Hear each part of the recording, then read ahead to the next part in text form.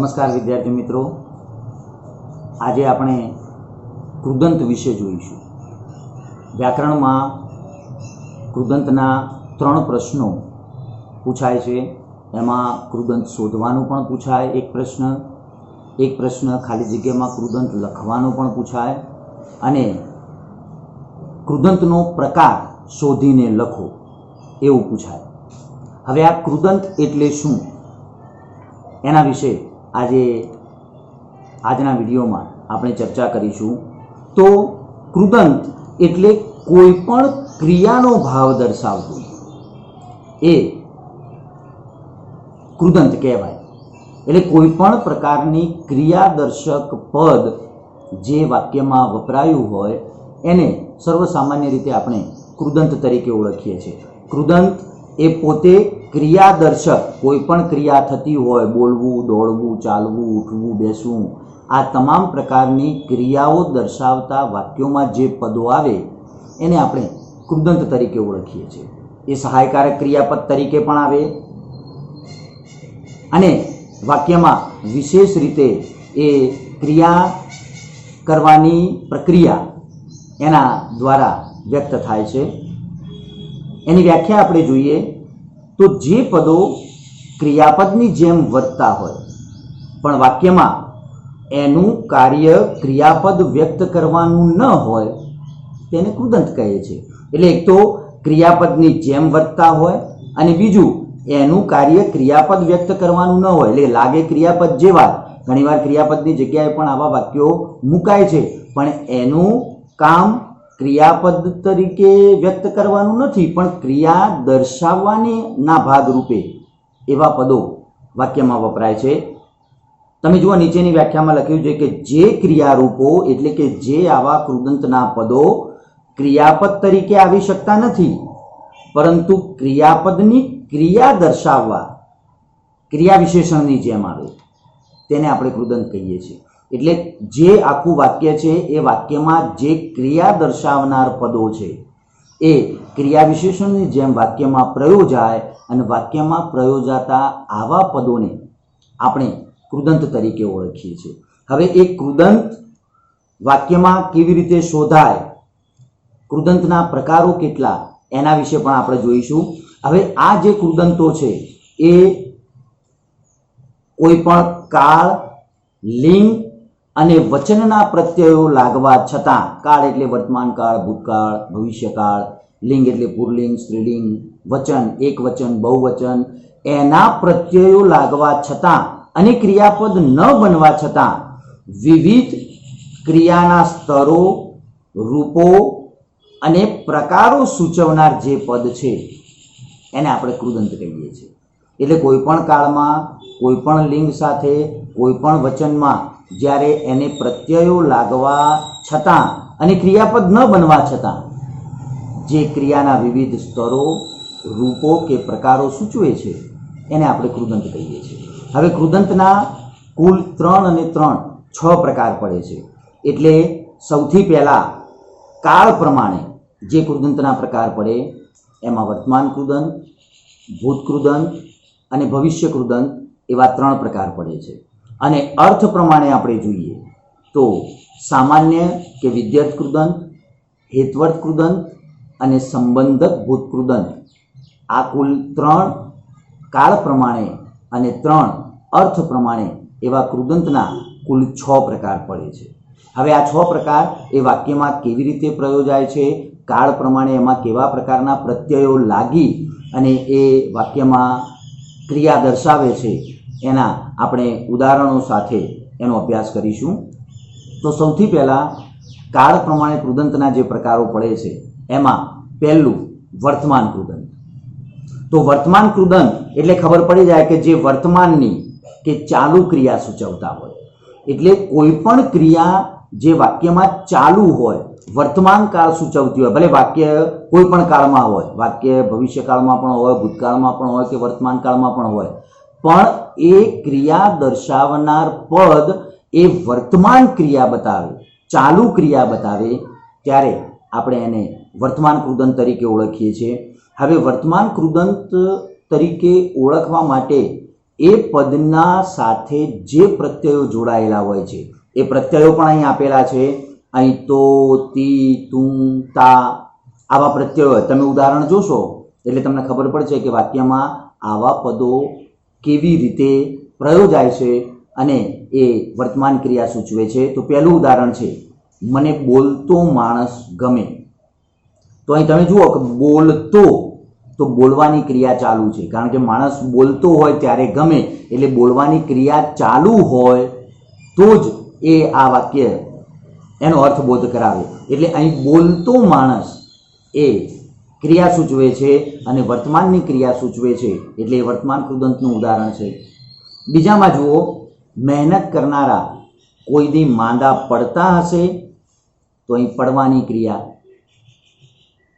અને પડતા હશે એટલે માંદા પડવાની જે વર્તમાન ક્રિયા છે એ અહીં બતાવે છે કે મહેનત કરનારા કોઈ દી માંદા પડતા હશે, એટલે એ વર્તમાન ક્રિયા અહીં આપણી સામે સૂચવે છે. એ વર્તમાન કૃદંતનું ઉદાહરણ છે. જોઈતી સગવડ મેળવી લેજો. જોઈતી એટલે તમારે જ્યારે જે પ્રકારની સગવડ જોઈએ એ મેળવી લેવાની વાત છે. એટલે જ્યારે સગવડની અનુકૂળતા હોય ત્યારે આપણે જાતે મેળવી લેવી, એટલે જોઈતી એ જે તે સમયે વર્તમાનની ક્રિયા આપણી સામે સૂચવે છે અને માટે એ વર્તમાન કૃદંતનું ઉદાહરણ છે. ચોથું ઉદાહરણ છે, ખીણમાં ત્રાટકતી નદીનો ગુસ્સો જોવા જેવો હતો. ત્રાટકતી એટલે જે પડતી હોય, ત્રાટકતી એટલે ખીણમાં ઉપરથી છેક નીચે પડતી હોય એવી ક્રિયા. એટલે અહીં ખીણમાંથી નદીના પ્રવાહની પડવાની ક્રિયા સૂચવે છે અને એ કહે છે કે ખીણમાં ત્રાટકતી નદીનો ગુસ્સો જોવા જેવો હતો. એટલે અહીં તમે જુઓ વિદ્યાર્થી મિત્રો, બોલતોમાં તો, પડતામાં તા, જોઈતીમાં તી અને ત્રાટકતીમાં તી. આમ પદ સાથે તો, તી, તું, તા આ પ્રકારના જે પ્રત્યયો લાગ્યા હોય એ વર્તમાન કૃદંત સૂચવે છે અને એ વર્તમાનની ક્રિયા સૂચવે છે, અને એટલે એ વર્તમાન કૃદંતના ઉદાહરણો છે. વર્તમાન કૃદંત પછી આપણે ભૂત કૃદંત જોઈશું. તો જેમ વર્તમાન કૃદંતમાં વર્તમાન કાળની ચાલુ ક્રિયા સૂચવે એમ ભૂત કૃદંતમાં ભૂતકાળની ક્રિયા દર્શાવે છે. અગાઉ બની ગયેલી ક્રિયા, અને એ અગાઉ બની ગયેલી ક્રિયા દર્શાવવા માટે પણ પદની સાથે પ્રત્યયો જોડાયેલા હોય છે. એ કયા કયા પ્રત્યયો? તો યો, ઈ, યુ, યા અને એલો, એલી, એલું અને એલા. આ પ્રત્યયો કયા, તમે વાક્યમાં કેવી રીતે પ્રયોજાય તમે એના ઉદાહરણો જોશો એટલે તમને ખ્યાલ આવી જશે કે ભાઈ વાક્યમાં આ પ્રકારના પ્રત્યયો વપરાયા હોય અને જે ભૂતકાળની ક્રિયા દર્શાવતા હોય એ ભૂત કૃદંત તરીકે આપણે ઓળખીએ છીએ. તો અહીં પહેલું ઉદાહરણ છે, ભૂખ્યો બ્રાહ્મણ ગુસ્સે થયો. તો અહીં તમે જુઓ ભૂખ્યો, તો યો પ્રત્યય આવ્યો, અને ભૂખ એ અગાઉથી લાગેલી છે એટલે અગાઉ બનેલી ઘટના છે, પહેલા બનેલી ક્રિયા છે અને એ અગાઉની ક્રિયા સૂચવે છે, ભૂતકાળની ક્રિયા સૂચવે છે, એટલે એ ભૂત કૃદંતનું ઉદાહરણ છે. મેં ગાયેલી કવિતા બધાને ગમી. અહીં ગાયેલી તો ઈ પ્રત્યય આવ્યો. ગાવાની ક્રિયા એમાં ગાયેલી એટલે અગાઉ જે ગાયેલી કવિતા છે એ બધાને ગમી, એટલે ગાવાની એ અગાઉ બનેલી ઘટના છે, ભૂતકાળની ક્રિયા દર્શાવે છે, ગાવાની ક્રિયા દર્શાવે છે, એટલે ગાયેલી એ ભૂત કૃદંતનું ઉદાહરણ છે. પથ્થરો બોલે તો બોલાવી જુઓ. બોલાવી ઈ પ્રત્યય એટલે અહીં બોલવાની ક્રિયા એની સાથે ઈ પ્રત્યય જોડાયો, એ અગાઉ બોલવાની ક્રિયા સૂચવે છે, ભૂતકાળની ક્રિયા સૂચવે છે, એટલે બોલાવી એ ભૂત કૃદંતનું ઉદાહરણ છે. આગળનું ઉદાહરણ, વેચેલો માલ પાછો લેવામાં આવશે નહીં. તો અહીં વેચેલો, એલો વેચવાની ક્રિયા છે અને વેચવું એની સાથે એલો પ્રત્યય લાગ્યો એટલે વેચેલો એ ભૂતકાળની ક્રિયા, કારણ કે અગાઉ વેચી કાઢ્યો છે અને માલ વેચાઈ ગયો એ ભૂતકાળની ક્રિયા છે, એટલે વેચેલો માલ પાછો લેવામાં આવશે નહીં. આમ વેચેલો એલો પ્રત્યય આવ્યું એ ભૂતકાળની ક્રિયા દર્શાવે છે, એટલે ભૂત કૃદંતનું ઉદાહરણ છે. આપણા કુળમાં કોઈ ભણ્યા વગરનો રહ્યો નથી. તો અહીં ભણ્યા યા પ્રત્યય આવ્યો. અગાઉ કુળના દરેક સભ્યો ભણેલા છે એટલે કોઈ ભણ્યા વગરનો રહ્યો નથી, એટલે જે છે એ બધા અગાઉ ભણી ચૂકેલા છે એટલે ભૂતકાળની ક્રિયા દર્શાવે છે. અને ભૂતકાળની ક્રિયા દર્શાવવા માટે યા પ્રત્યય આવ્યો અને યા પ્રત્યય એ ભૂતકાળની ક્રિયા સૂચવે છે એટલે ભણ્યા એ ભૂતકૃદંતનું ઉદાહરણ છે, કારણ કે ભણવાની ક્રિયા સૂચવે છે. છઠ્ઠું ઉદાહરણ તમે જુઓ. આ લક્ષણોની નજીક પહોંચેલા મહાપુરુષ હતા. તો અહીં પહોંચેલા, પહોંચવું એ જવાની ક્રિયા છે, પહોંચવાની ક્રિયા છે એટલે ક્રિયાદર્શક પદ છે. અને એમાં એલા પ્રત્યય લાગ્યો. તો આ એલા પ્રત્યય એ પણ અગાઉ બની ગયેલી, પહોંચી ગયેલો જે છે એ, એટલે અગાઉ જે પહોંચેલા છે એની ક્રિયા સૂચવે છે, ભૂતકાળની ક્રિયા સૂચવે છે. એટલે પહોંચેલા એમાં એલા પ્રત્યય લાગ્યો એટલે એ ભૂતકૃદંતનું ઉદાહરણ અહીં છે. આમ વિદ્યાર્થી તમે મિત્રો જુઓ કે યો, ઈ, યુ, આ, એલો, એલી, એલું, એલા એ દરેક વાક્યમાં ભૂખ્યો તો યો પ્રત્યય, ગાયેલી તો એલી, બોલાવી તો ઈ પ્રત્યય, વેચેલો ઓ પ્રત્યય, એલો પ્રત્યય, વેચેલો વેચવાની ક્રિયા એલો, ભણ્યા યા પ્રત્યય અને પહોંચેલો તો એલો, પહોંચેલા એલા એ અહીં ભૂતકાળની ક્રિયા સૂચવે છે. અને ઉપર પ્રમાણે દર્શાવ્યા પ્રમાણેના પ્રત્યયો એવા પદોને લાગ્યા હોય તો એ ભૂતકૃદંતના ઉદાહરણ છે. એટલે વિદ્યાર્થી મિત્રો વાક્યોમાં યાદ રાખજો, કોઈ પણ પ્રકારની ક્રિયા જે સૂચવતા પદ છે એ કૃદંત છે, પણ એ ક્રિયા કયા કાળમાં સૂચવાઈ છે, કયા પ્રકારનો એની સાથેનો સંબંધ છે એ એને લાગેલા પ્રત્યયો આપણે જોઈશું. એટલે આપણને ખ્યાલ આવી જશે કે આ વર્તમાન કૃદંતનું કે ભૂતકૃદંતનું ઉદાહરણ છે. એ જ પ્રકારે ભવિષ્ય કૃદંત, તો એ પણ આપણને ખ્યાલ આવે કે જે હવે પછી થનારી કે ભાવિ ક્રિયા દર્શાવે છે એ ભવિષ્ય કૃદંતનું ઉદાહરણ છે. એટલે આગામી સમયમાં જે બનનાર ઘટનાઓ છે એ ઘટનાઓ વિશે આપણને બોધ કરાવે છે. એ ક્રિયાઓ વાક્યમાં દર્શાવવાનો પ્રયત્ન કરવામાં આવે છે અને એ ભવિષ્ય કૃદંતનું ઉદાહરણ છે. ભવિષ્ય કૃદંતમાં પદો સાથે કયા પ્રત્યયો લાગે?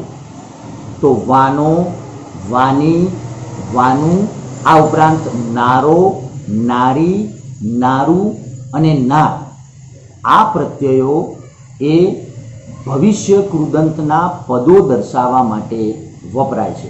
ઉદાહરણમાં આપણે જોઈશું એટલે તમને ખ્યાલ આવશે. જો પહેલું ઉદાહરણ છે, દાખલા તરીકે મુંબઈ જનારી ગાડી ઉપડી ગઈ. તો અહીં જવાની ક્રિયા છે, ક્રિયા દર્શક બધા જ પદો હોય પણ એમાં પ્રત્યય કયો લાગ્યો છે? નારી. તો જનારી એ હવે પછી બનનારી ઘટના છે અને એને નારી પ્રત્યય લાગ્યો એટલે એ ભવિષ્યકાળનું સૂચન કરે છે. એટલે ભવિષ્યની ક્રિયા દર્શાવતું એ ભવિષ્ય કૃદંત છે. બીજા ઉદાહરણમાં તમે જુઓ, વડાપ્રધાન આજે આવનાર નથી.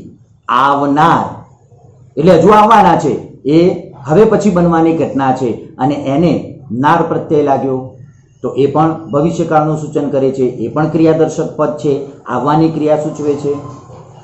આજે કરવાનું કામ અત્યારે જ કરો.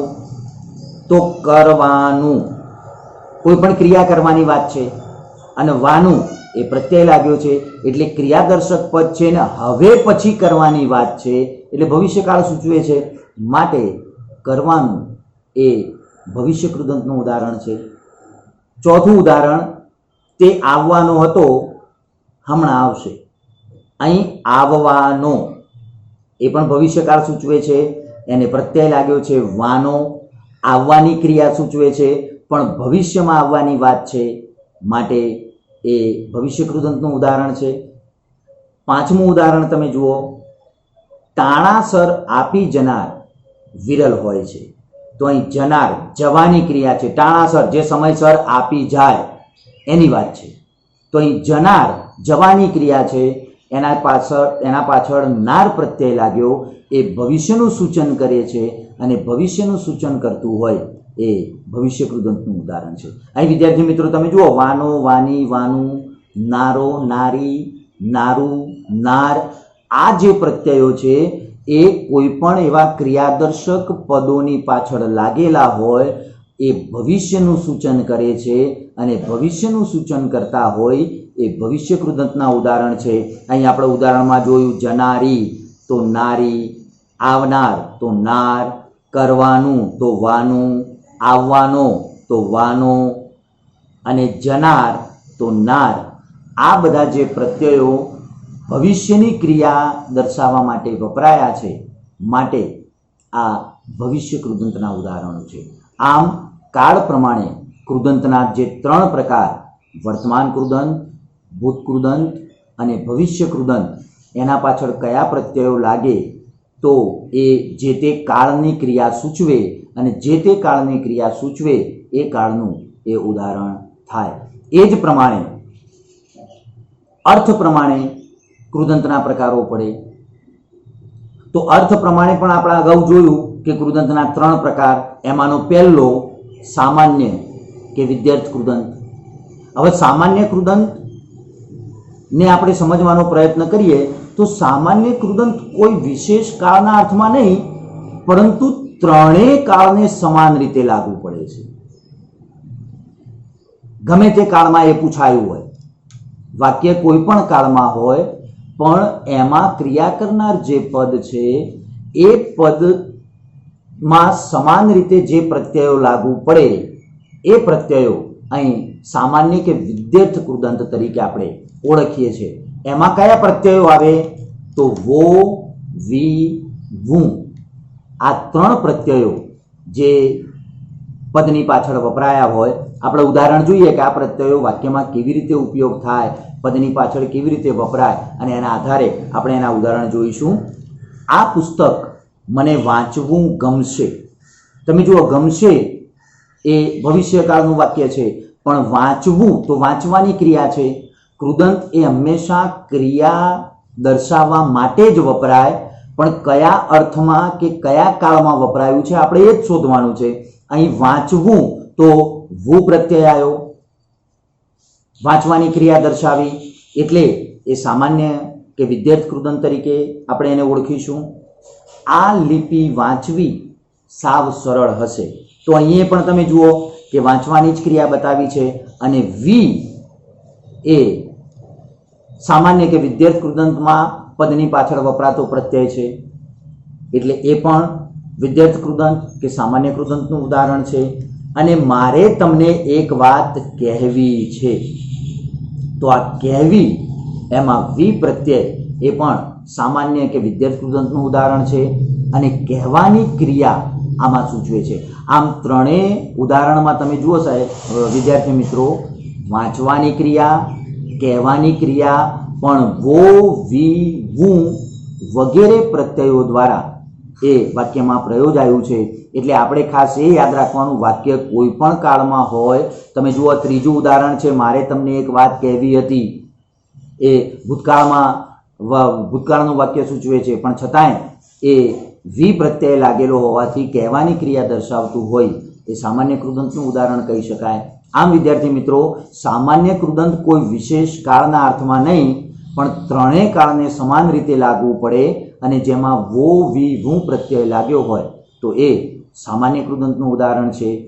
અર્થ પ્રમાણે આપણે એનો બીજો પ્રકાર જોઈએ તો હેત્વર્થ કૃદંત, કે જે વાક્યમાં હેતુ કે પ્રયોજન દર્શાવે છે. જે કૃદંતનું પદ વાક્યમાં હેતુ દર્શાવે, એનું પ્રયોજન દર્શાવે કે કયા સંદર્ભમાં એ વાક્ય કેમ કહેવાયું, અને એ સમજાવવા માટે એ કૃદંતનું જે પદ છે એમાં નીચે પ્રમાણેના વા, વાને, વાનું પ્રત્યયો લાગેલા હોય અને એ પ્રત્યયો સાથે જોડાઈ અને જે પદો આવે એને આપણે હેત્વર્થ કૃદંત તરીકે ઓળખીશું, કારણ કે હેતુ કે પ્રયોજન દર્શાવે છે.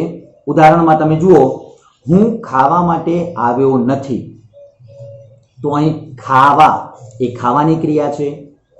વા એ હેત્વર્થ કૃદંતના પ્રત્યય પાછળ લાગેલો પ્રત્યય છે અને ખાવાનો હેતુ આમાં સ્પષ્ટ કર્યો કે હું અહીં આવ્યો છું તો એનો હેતુ કયો?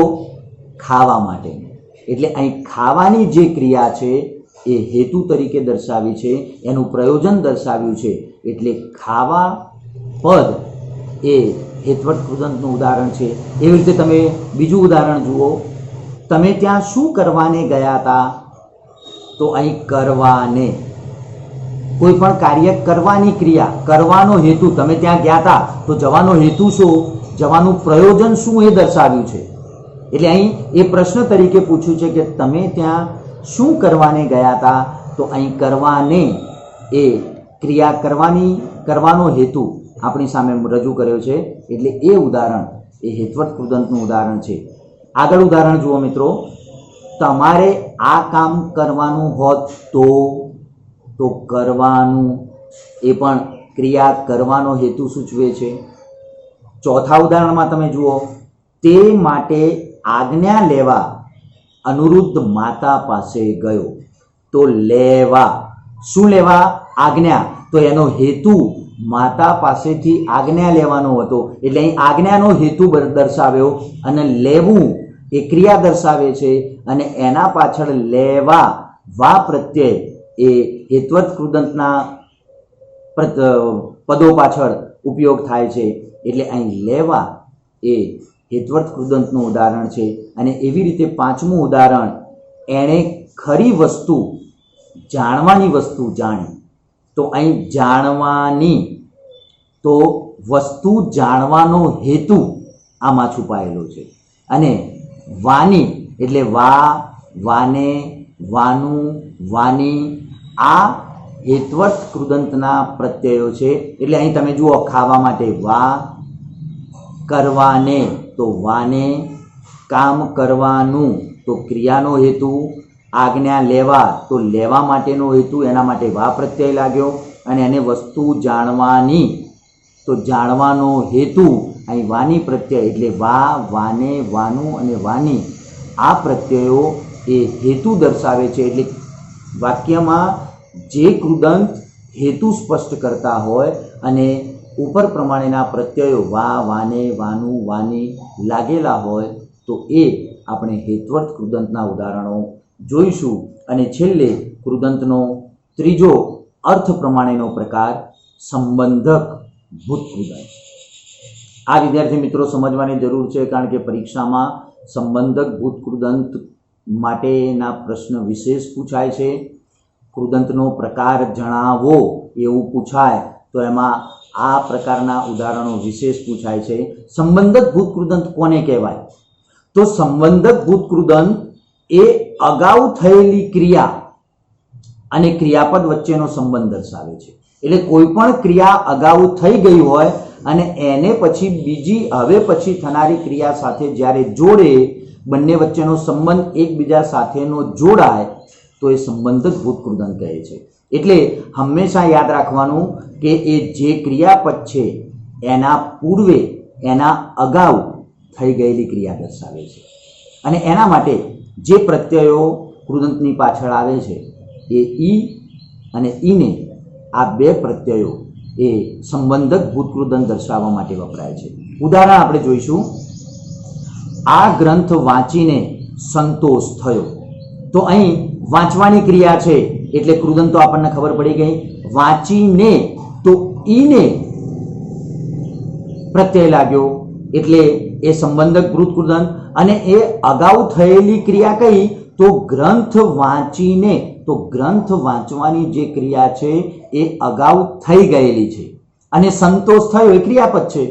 તો ગ્રંથ વાંચ્યા પછી સંતોષ થયો એટલે ગ્રંથ વાંચવાની અગાઉ બનેલી ક્રિયા, અને સંતોષ થયો વાંચ્યા પછી એટલે અગાઉની ક્રિયા સાથે ક્રિયાપદ વચ્ચેનો જે સંબંધ દર્શાવે એ સંબંધક ભૂત કૃદંત છે. એટલે અહીં વાંચીને એ ક્રિયા દર્શાવતું પદ છે અને સંબંધ અગાઉ થયેલી ક્રિયા અને ક્રિયાપદ સાથેનો સંબંધ સ્પષ્ટ કરે છે. એવી રીતે બીજા ઉદાહરણો તમે જુઓ. તેની ચિત્રકલા જોઈને સૌ રાજી થયા. તો જોઈને અહીં જોવાની ક્રિયા છે.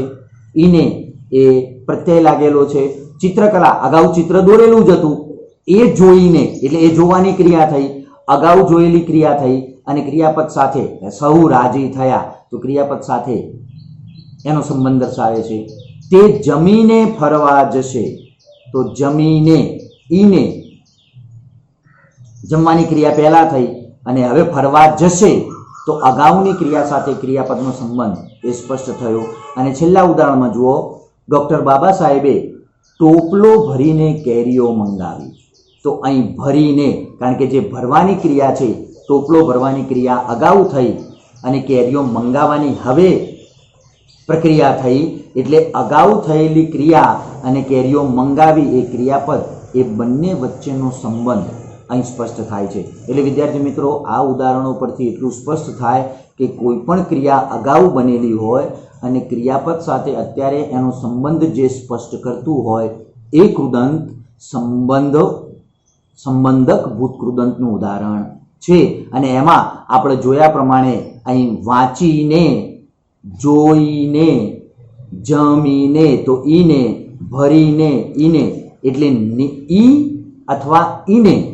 અહીં તમે ભરીને બદલે ભરી, ટોપલો ભરી કેરીઓ મંગાવી એમ લખો તોય ચાલે, અને ભરીને પણ એ અગાઉ થયેલી ક્રિયા છે, એટલે અગાઉ થયેલી ક્રિયા અને ક્રિયાપદ વચ્ચેનો સંબંધ સ્પષ્ટ કરતા આવા પદોને આપણે સંબંધક ભૂતકૃદંત તરીકે ઓળખીશું. ટૂંકમાં વિદ્યાર્થી મિત્રો, કૃદંતના જે પ્રકારો છે એ કાળ પ્રમાણે વર્તમાન કૃદંત, ભૂતકૃદંત અને ભવિષ્ય કૃદંત, અને અર્થ પ્રમાણે વર્તમાન કે વિદ્યર્થ કૃદંત, હેત્વર્થ કૃદંત અને સંબંધક ભૂતકૃદંત, આ 3-6 પ્રકારો એ યાદ રાખશો. આ જે ઉદાહરણો આપ્યા છે એ સિવાયના પણ વિશેષ ઉદાહરણો તમે અભ્યાસ દરમિયાન પ્રયત્ન કરશો તો કૃદંતના જે વ્યાકરણમાં 3 પ્રશ્નો પૂછાય છે એ બહુ સરળતાથી તમે લખી શકશો. અસ્તુ.